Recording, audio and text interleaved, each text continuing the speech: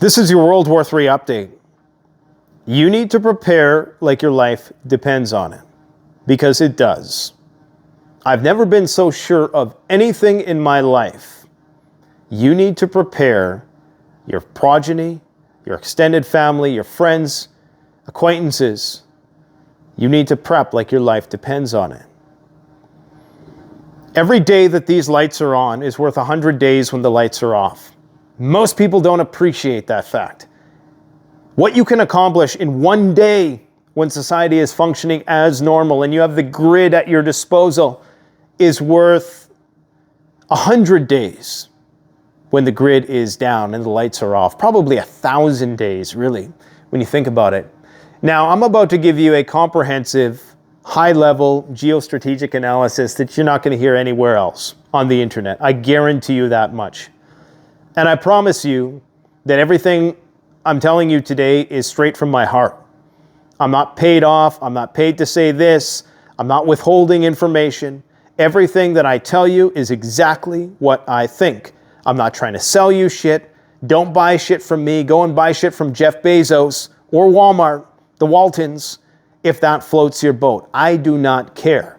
I am here to tell you the truth, and I've consistently done that since I started this channel, but even more so since the onset of this administration, in defiance of all the algorithmic and subcultural mores and headwinds here in the preparedness community, in which a lot of people took issue with the fact that I was criticizing the Trump administration, even though I vote conservative here in Canada. Not because I'm criticizing that political demographic per se, but just because I'm apolitical and I see things objectively. And I can tell you beyond a shadow of a doubt that we're in World War III and we're just in the beginning of it. And it's only going to get worse. Many people along the way are going to be tantalized by the prospects of peace and prosperity. And despite me consistently telling you that the war with Russia and Ukraine is going to get worse, I told you, don't buy all the hype about peace talks in Iran. And quickly, that all unraveled in the last week or so, as we're seeing. I told you, don't expect any sort of rapprochement between the Chinese and the Americans. Why? It's simple game theory, guys. You have to have a winner in anything in life. And I mean life with a capital L. I'm not just talking about your individual life. I'm talking about life, the food chain, human evolution. There has to be a winner. There is no winners in a multipolar world. In fact, the multipolar world is just the onset of the biggest Cold War of our lives. And throughout that time in which we find a winner, because this is existential for all countries, we are destined to go to war with one another. It's just the way it is. It's not a matter of preference. It's just how it is. And so because our existence depends on us coming out victorious in this jockeying for position in the global hierarchy, we're going to see incredibly tumultuous times ahead. And unfortunately, many people are enticed by the volatility that they see. It's almost as if as we inexorably hurtle towards day X, that fateful day when the lights just don't come back on, there's going to be so much wild upside volatility.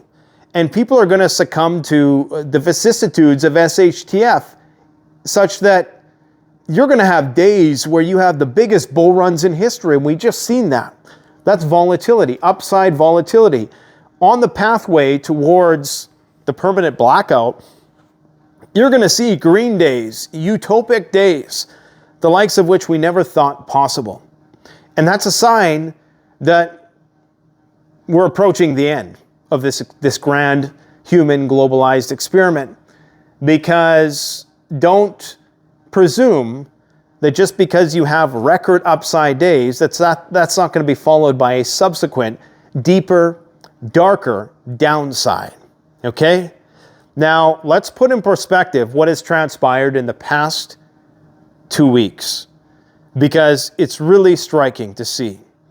2 weeks ago, everybody was hitting up my channel and saying, oh, you were wrong about the stealth bombers being parked at Diego Garcia, and See, Steve Witkoff is trying to broker a deal with the Iranians, and all along, throughout all of this, I just knew in my heart of hearts, intuitively, it was self-evident to me that this was all just a stalling tactic. And this is, guys like Warren Buffett, who's on the brink of retiring, by the way, this is what they have to deal with on a daily basis.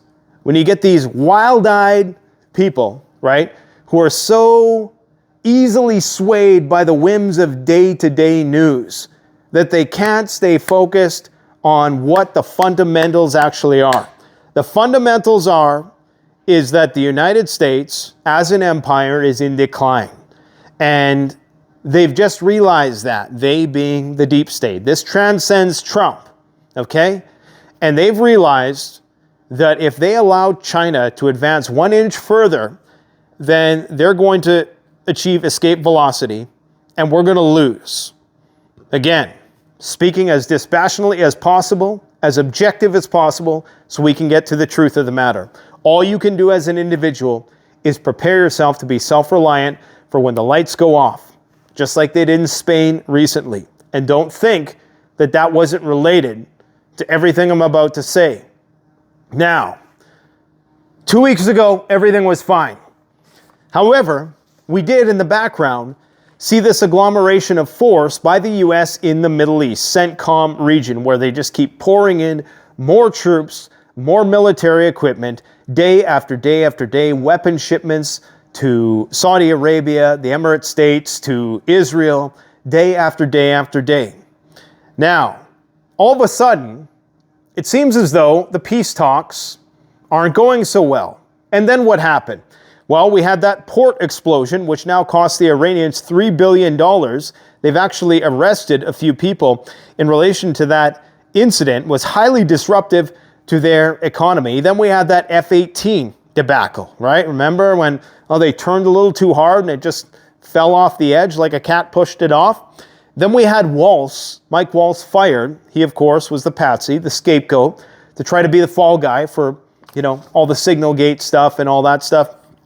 Then we had that very bellicose Pete Hegseth tweet where he just stopped short of threatening to nuke Iran, essentially saying that we are going to respond at the time and place of our choosing, clearly in direct relation to the F-18 issue. And then we had secondary sanctions imposed by Donald Trump on countries that do any business with Iran. Of course, in the crosshairs there was China, because he knows that China is one of the main benefactors of Iran in that they buy the most oil from Iran, okay? Then you had Israel beginning to mobilize tens of thousands of reserves. Then you had numerous incidents of sabotage continue in Iran. Here is the complete list. On April 26, we had the Bandar Abbas port explosion. Then we had a chemical factory in Isfahan explode, which is a city which is integral to their nuclear program. Then we had a power plant in Karaj explode in Iran on the 2nd of May. Then we had a cardboard factory in Nazarabad on May 2nd. Now, the reason why they would go for a facility like that is because it's an optical win. It's an eyesore. Something like that is likely going to burn for a long period of time and be seen from a long way away in order to sow discord in the population. Then on May 4th, we had a fire in an industrial park in Tehran. Then we had a massive motorcycle factory in northeastern Iran, which is slightly misleading because this is potentially used to create motors for UAVs, they're claiming. And that was a big fire. You could see that one for miles and miles away based on the footage I've seen. And then most recently today, May 5th, an underground IRGC ammunition depot was on fire. So this, well, it's a drop in the bucket. It is going to have a deleterious effect on Iran, if only in creating a more discordant population who either wants revenge or perhaps wants to oust the current regime. That's what they're going for, because quite frankly, that's the only game plan short of nuking Iran that Israel and the United States has. And I want you to understand something, guys.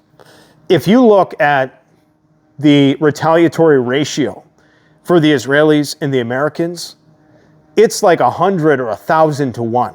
I mean, consider that the Houthis just the other day, they got a missile, possibly a hypersonic one, through two THAAD systems, America's most capable ICBM ballistic missile defense system in the world, okay, that they have in their possession.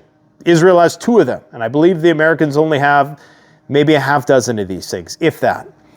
And also, on top of that, you have the Iron Dome, and then you have the Arrow interceptor system. This was able to circumvent that system. Okay, fine. What did it hit? Some road. Inconsequential. I don't even think anyone died, but don't quote me on that. Regardless, the response by Israel was to completely destroy the Yemeni port with what appear to be some sort of, thermobaric bombs, massive ordnance, penetrators, MOABs, big explosions. Some people are saying they're tactical nukes, but I highly doubt it. You would know if it was a tactical nuke pretty quickly, and that, of course, would draw the attention. Although, what I'm trying to say here is that it wouldn't take much. If we're talking about a 100-to-1 ratio, think if the Iranians actually did a calculated decimating attack on the Israelis would have no choice but to nuke. Not no choice, they would nuke Iran. They would nuke Iranian nuclear facilities. They would nuke something. If you take that 100-to-1 rule, and the Iranians actually, now Iran with their first offensive, their first ballistic missile volleys that they fired against Israel, those were largely to send a message, a shot across the bow. They weren't intended to do any major infrastructural damage that the Israelis would perceive as existential, okay? And if they were, however, to do something like that, which actually had that impact, 100-to-1 ratio, like if they were to take out, I don't know, an entire Israeli air base or a military base or something that entailed a lot of casualties, I don't think it would be a great leap to expect that the Israelis likely would respond with nuclear weapons based on the principle that they've demonstrated thus far. Now, going back to the timeline, Saudi Arabia gets weapons. Then, right, they get these 1,000 air-to-air missiles. Who knows what they're going to use those for?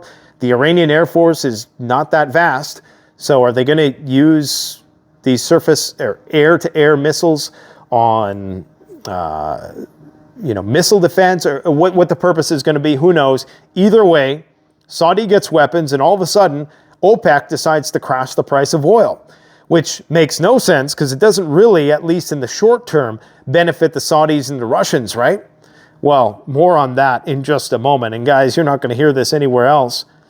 Then you have the Yemen missile that hits Ben Gurion Airport. And on the same day, Iran unveils a missile that is specifically designed to bypass THAAD systems. Okay? You can't make this up. On the same day. In fact, within hours of it happening.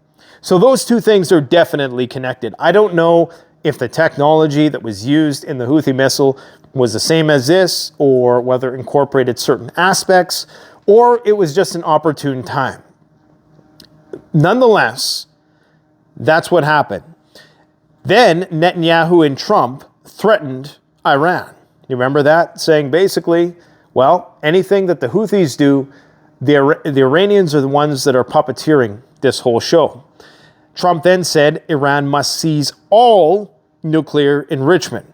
Although in that interview, and you should never take any off-the-cuff remarks by Trump seriously, we should all have learned our lesson by now, but some people are just going to ultimately learn the hard way.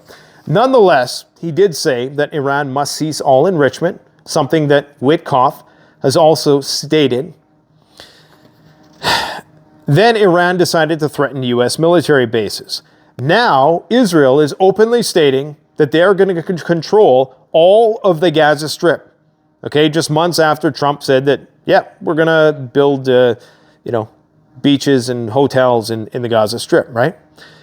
Then, of course, today we had the heavy bombardment of the Yemeni port with what appear to be MOAB bombs.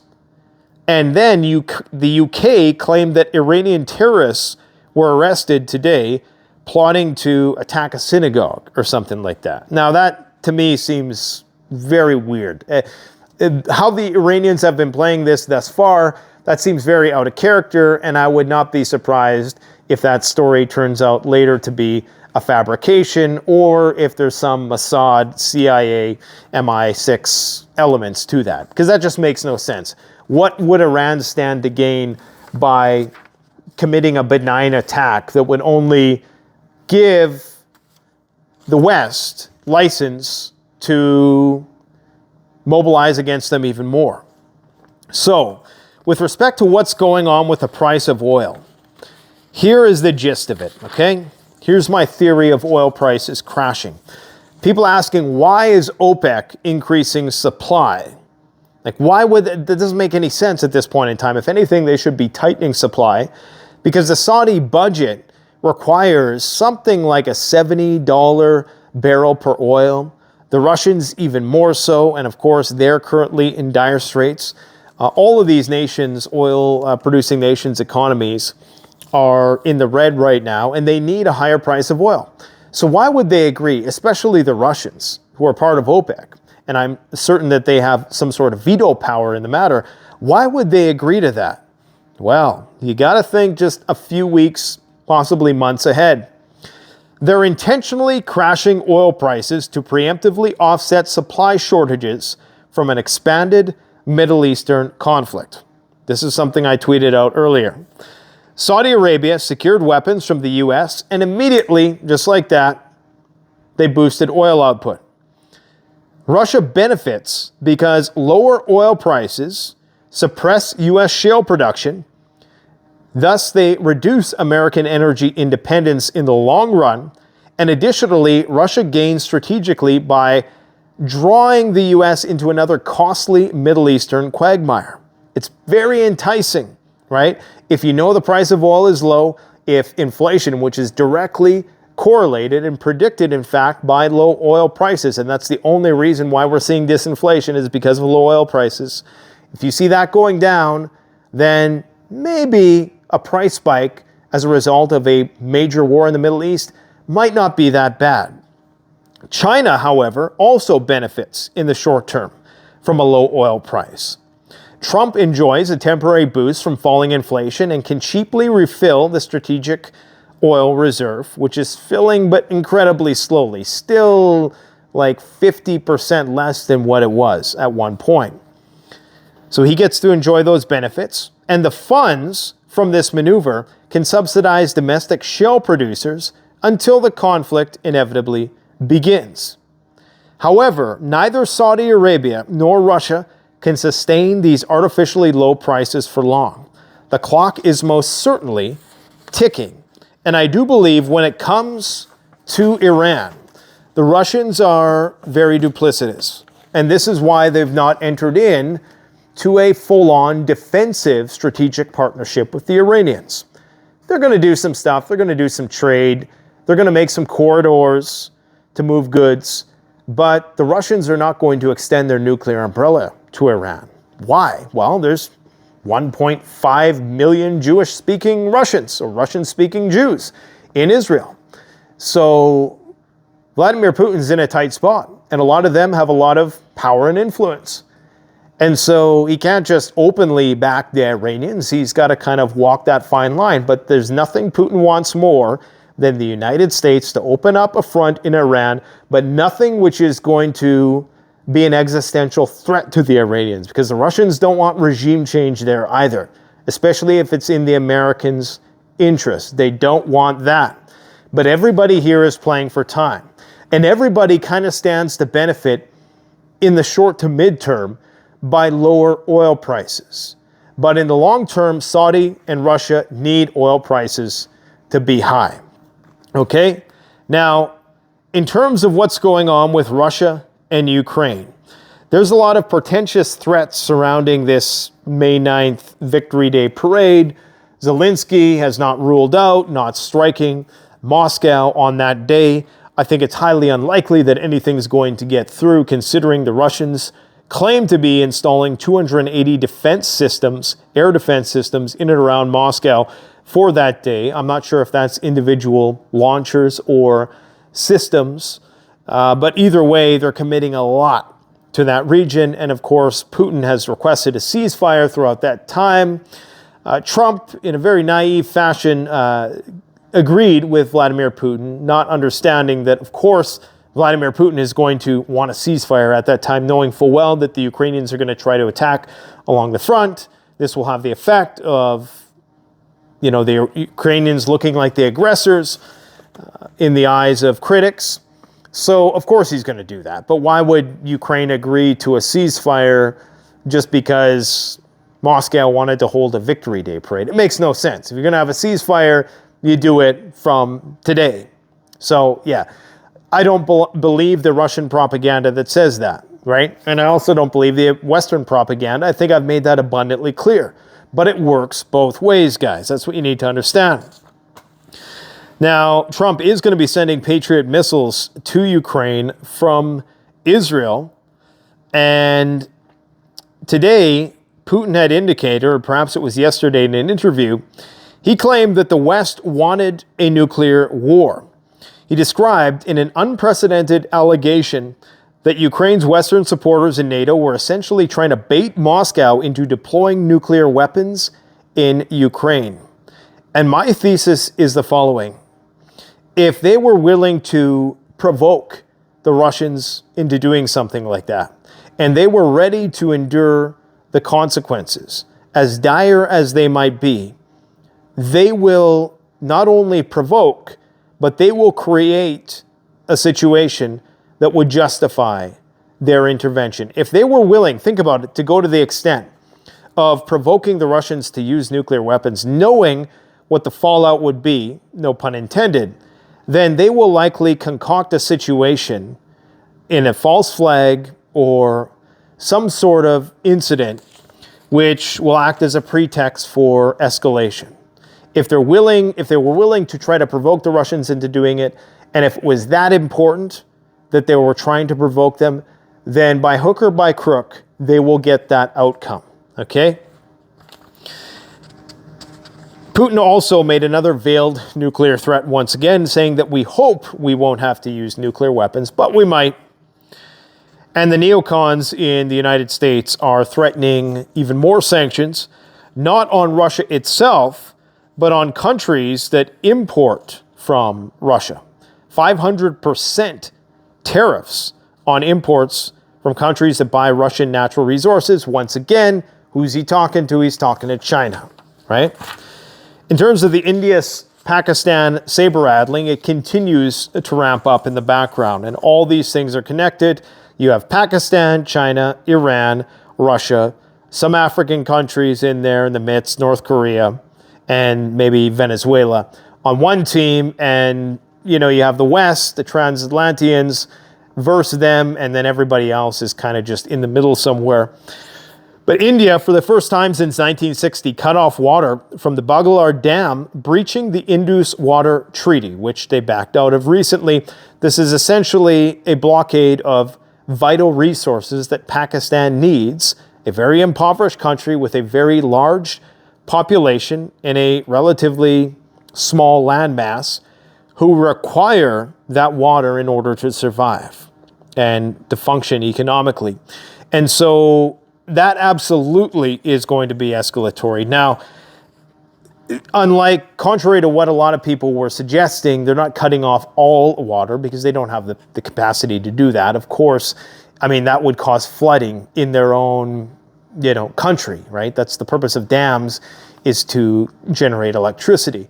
But apparently they are cutting some water off, they're rerouting, they're doing something that is affecting the flow of water, and that, of course, is going to trigger a reaction from the Pakistanis.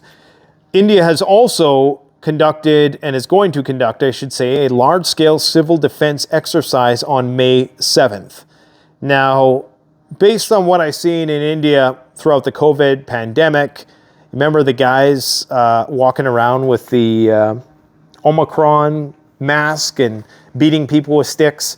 I think this is going to be, a glorified 5-minute duck and cover exercise, but it's largely going to be ado with continuity of government. They're also training to take off from highways in that distributed force strategy. In case their air bases were nuked by Pakistan, they could still mount an attack from highways. So training with their fighter jets to fly from highways. And Pakistan has reiterated for the umpteenth day in a row that they have no qualms with using nuclear weapons if they need to. In terms of what's going on with the trade war with China, well, it's only getting worse. I mean, there's no movement on tariffs. And as I've indicated before, the United States cannot afford to empower the Chinese anymore. And that is why you're never going to see an economic rapprochement with the Chinese. It's not going to happen. It's decoupling from here on in. Even if tariffs are removed, you're going to see a steep drop-off in trade because the United States cannot continue to empower the Chinese into escape velocity from the clutches of Western hegemony. So from this point forward, we're going to see the pursuit of mercantilism and the comparative advantages that we receive through globalization are basically going to be no more. And we're going to end up paying a lot more for stuff. Now, in the long run, it may pay off, especially if a new, revolution in automation ensues, but not for a long time, okay? China continues to build up its nuclear submarine force. They now, I believe, currently have active 6 nuclear SLBM submarines that each have 12 nuclear missiles, but they're wanting to bring that up to 80 by 2035. Now, even saying the number 2035 seems elusive at this point in time. Like, it just seems like I don't think we're going to make it that long without some major incident. But assuming we do, the Chinese are going to have 80 submarines that each have 24, because these new ones have 24 of these sub-launch ballistic missiles on them, which will be nuclear warhead tipped, of course. So it's not looking good. Trump tariffs the movies, so I guess no more propaganda films. Only U.S. propaganda films can be sold in the U.S., and he's also going to be imposing more pharmaceutical tariffs. Over the next 2 weeks, Polymarket rates the prospect of a trade deal before June as less than 20%, down from 70% in early April. Of course, I was saying it was 20% in early April. Now, interestingly, a couple days ago, I sent out a tweet. I said that prediction, when Warren Buffett dies, the U.S. stock market will die with him. Because he's the only sense maker left, really, when you think about it. He's the only thing, Berkshire Hathaway is the only thing that really genuinely looks at the fundamentals and does not succumb to the day-to-day ebb and flows of the markets. And a few hours after I posted that, he said he was going to be stepping down from Berkshire Hathaway. Now, he's going to remain chairman over at Berkshire Hathaway, but he's no longer going to be the chief executive. And he's also saying you might want to consider buying other currencies. Okay, the guy's sitting on, $350 billion of treasuries and cash equivalents. Now, I'm not entirely sure. Does he have some sort of agreement with the U.S. government that, hey, I'll hold on to these treasuries and you'll scratch my back because I scratched yours? Is that what this is about? Because you really got to wonder. Because if he started liquidating all that and started buying stocks and trading that in for stocks and equities, not only would it be stupid because we're definitely in a risk-off environment, but I don't know if that could have a destabilizing effect, because I think he has, 25% of all of the treasuries? Some crazy amount. Maybe not that much, maybe 10%. Regardless, it's enough to move the needle, okay? There's a big cyber attack in the UK, and you're going to see more of this stuff as time goes on. All this stuff is related. It's likely hybrid warfare against the Russians in the UK. Marks & Spencer is facing a sustained cyber attack. They're a big retailer there. The company, a major UK clothing and food retailer, has been unable to take online orders for over a week, with no short-term solution. Automated stock systems are offline, causing supply issues, and staff have had to manually check fridge temperatures due to system failures. So going back to an analog world, you want to leverage this digital world as it stands right now when the lights are on for an analog world. I was moving some dirt over the weekend.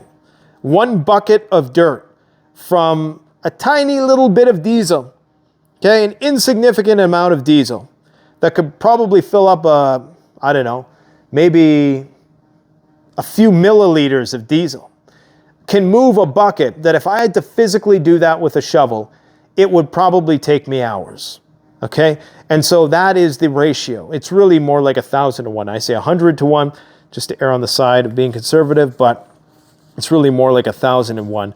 Some of the stuff that you can do while the lights are on. There was a cable sabotage that brought Spanish rail to a halt. And this is when you know, Spain, who just had a unprecedented power outage the other day. So here's what happened. The cables had been a target, although they had little monetary value. They're only worth around $300. Maybe there's some copper in them or something like that. They were essentially to the safety of the lines as they allow the system to know where the trains are. If those safety cables are taken, then the line is blind, they added. They're optimal if you want to put the whole line out of service. So there's all these critical points of failure within the system that can be attacked asymmetrically. And that's what we're seeing right now. Poland is continuing to ramp up its military preparations, and they're vying to be taken under the wing of the French nuclear umbrella, which I'm not sure why this would be necessary if NATO was a viable union. The Polish government now plans to expand its conscription program so that every adult male in the country receives military training. This, of course, is not a new story, but it bears repeating in light of the fact that they're trying to broker this deal with the French. They, of course, share borders with Russia and Ukraine, and they say it will spend almost 5% of GDP on defense this year, the highest in NATO. And there are still concerns by the Russians that NATO is attempting something in and around Kaliningrad. So things could pop off on May 9th in just a few days here. We really don't know. The UK is revamping its civil defense and continuity of government preparations. Keir Starmer is trying to get the UK ready for war with Russia. Okay, they're revamping their Cold War era defense plans due to fear of a Russian military attack. Now, we've been so normalized to all of this that we just think, oh, that's normal. But if I had told you that, just this one data point, 3 years ago, people would be in a panic. In between then and now, we've seen all kinds of rhetoric about mobilizing and conscription and just so many things have happened. But isn't that crazy? They're revising their Cold War era defense plan. These are nuclear defense plans. Continuity of government plans. The UK is preparing for nuclear war with Russia. And just a footnote. The frog in boiling water. A classified review led by the Cabinet Office is underway to update the UK's outdated Homeland Defence Plan. The plan has not meaningfully been revised in 2 decades. The updated strategy will cover responses to missile strikes, cyber disruptions, and nuclear threats. It will, of course, get this, it will include contingency plans for safeguarding ministers, relocating the royal family, because you need them after the apocalypse, right? And coordinating emergency services in a national crisis. The review follows Kremlin threats and growing concerns about the UK's civil and military readiness. And what do they tell you to do? Get 3 days worth of food. How the West treated other companies is how they're going to treat their own people when the shit hits the fan. Okay? Now, Catherine Austin Fitts, she's a former Trump secretary. I believe she was secretary of, Home and I can't remember exactly what it is. Housing, possibly. Anyways, she did an interview with Tucker Carlson, and she claimed that 21 trillion was what was invested in continuity of government planning for, I can't remember what the exact number was, but thousands of miles of underground bunkers. But then she goes and takes a big dump in the chocolate sundae and says, oh yeah, and aliens helped them build them. So this is clearly a psyop. This is nobody I'm ever going to be interviewing on the channel, because it's just a way to poison the well of inquiry. So what they do is they get somebody to inject these things which are likely factually correct, that the government indeed has a black budget to build underground safe havens for when the proverbial crap hits the fan. That part is true. I'm not so sure about the $21 trillion figure. That's a stretch, okay? That's money they got billions and billions for black budget, but trillions, even if controlled for inflation, that's a big stretch, all right? Even by today's standards. I mean, the underground megalopolis that 21 trillion could buy you would be one of the biggest ever created in history, possibly exceeding what China has under their landmass. But yeah, they just poison the well so that it all seems nuts. And so now it's going to be relegated to the land of unicorns and aliens, shapeshifters and, chemtrailers and all that nonsense. But she says that the elites are preparing to survive a near-term extinction level event. And I mean, we've known that for the longest time. That's obvious, of course. Of course the government has secret bunkers, right? People say, well, you have no proof. Yeah, because it's a secret. It's classified. I mean, it just makes sense that you would throw a few billion in that direction. And I think a lot of it's in plain sight. Like, you remember that facility that Elon Musk was criticizing because they were storing government files there? That's a cover for something else. I mean, come on. All those places, they probably, on this, when you go in and you see it, what you see is not all there is to those facilities. There's probably, tunnels, there's levels beneath that. I mean, and it would be so easy to do because some of those places are so cavernous, and I'm sure there's plenty of parts in there that are off limits, or, that you can't go past, or that it seems you can't go past. So guys, the government has a plan. They're not telling you. Read the book called Raven Rock, how the government planned to save themselves while everybody else died. Nothing has changed since that time. In fact, they're even more selfish now than they were before. Okay? So you need to prepare like your life depends on it, because it does. Thanks for watching. Don't forget to like, comment, subscribe. Canadian Prepper out.